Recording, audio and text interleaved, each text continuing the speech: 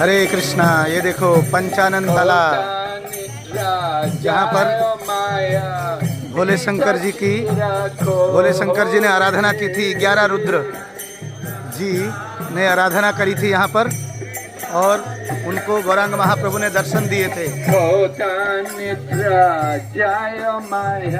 तो यहीं पर 4 कुमार भी और चारों संप्रदाय के जो आचार्य लोग हैं वो भी आए हैं। तो देखिए, हरिबोल हरिबोल।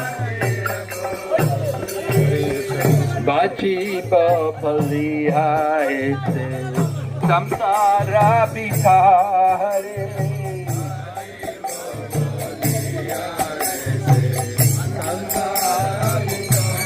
हरिबोल हरिबोल। संसारा बिखारे,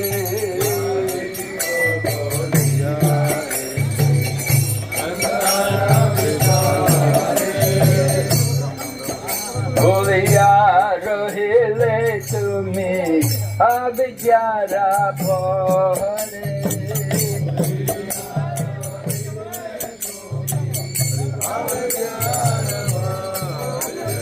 बोलिया रोहिले तुम्हें।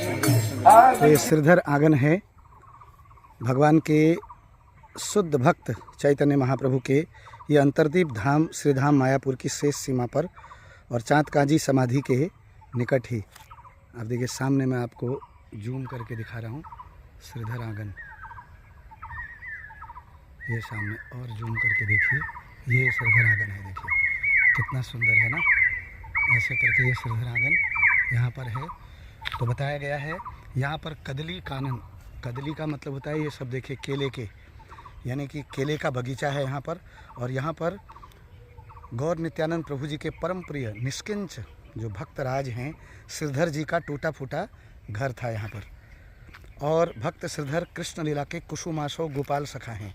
तो निमाई पंडित के प्रतिदिन नियमित रूप से गंगा के तट पर इनसे मिलते थे। वहीं पर रास्ते के ऊपर श्रीधर केले के पत्ते, मोचा, केले के फूल, और वहीं पर रास्ते के ऊपर जो हैं वो क्या करते थे, बेचते थे उनकी डंडियाँ। तो इनके घर में उत्पन्न लौकी, बैगन इत्यादि थोड़ी सब्जियां लेकर भी बैठते थे। बिक्री से आधे पैसे फूल खरीद करके गंगा जी की क्या करते थे, पूजा करते थे गंगा जी की। तो ये आप देखिए श्रीधर आंगन।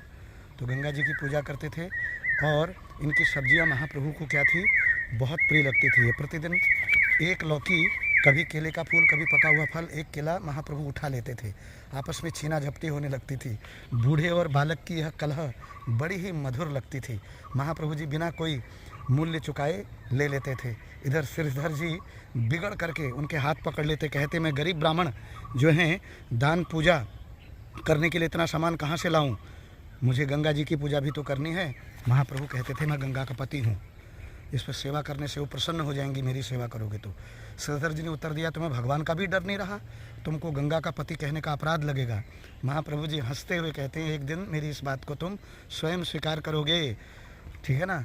तो श्रीवास आंगन में जब सत प्रहरिया भाव महाप्रभु दिखा रहे थे, भक्त श्रीधर को बुला करके उन्होंने कृष्ण प्रेम प्रदान किया।